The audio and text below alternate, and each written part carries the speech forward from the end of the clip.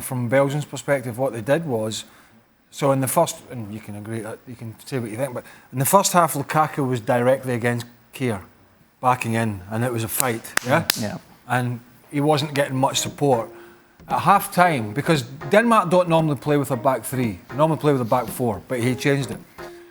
And what he did was, he took off Mertens, he put Carrasco a little bit wide on the left, Lukaku a little bit wider on the right, and he brought De Bruyne in and just played him a little deeper. And he said to Simon Kjær, well, if you want to step in and pick up De Bruyne, you can, but then that'll leave a space. And so De Bruyne was then able to get in all these positions, great positions, and then he would float about as well. So credit to Roberto Martinez. He realised it wasn't working his normal 3-4-3, and he made some changes. And obviously, if you can bring on a half-fit De Bruyne and a half-fit Eden Hazard, and they can play like that. The trouble with Belgium defensively, Jason Denayer is not the best player on the ball. He's the middle man. The two either side of him quite slow, Vertonghen and Alderweireld.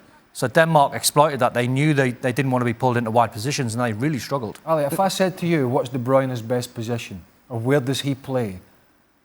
What would you say? Because he just floats around.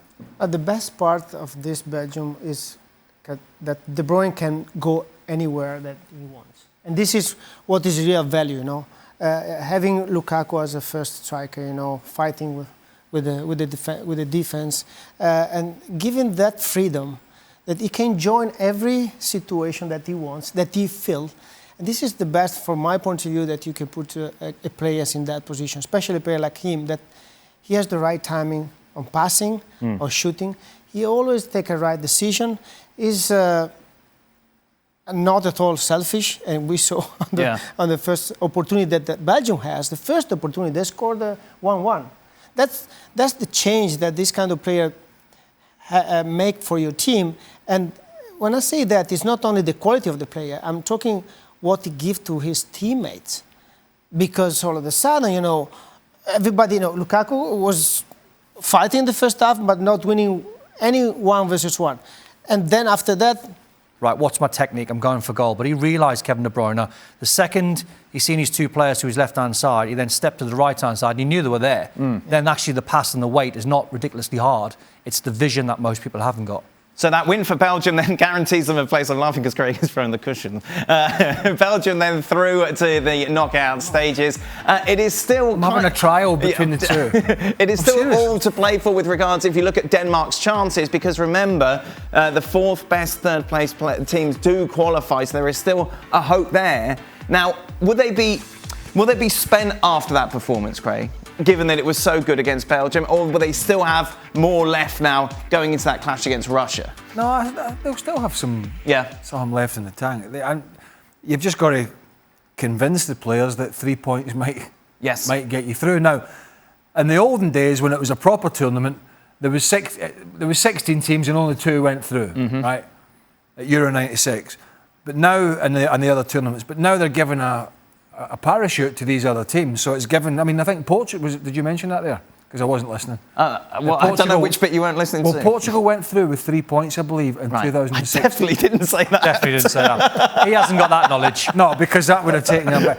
I might be wrong. Portugal did go through, yes. With either 3 or 4 points and won the competition.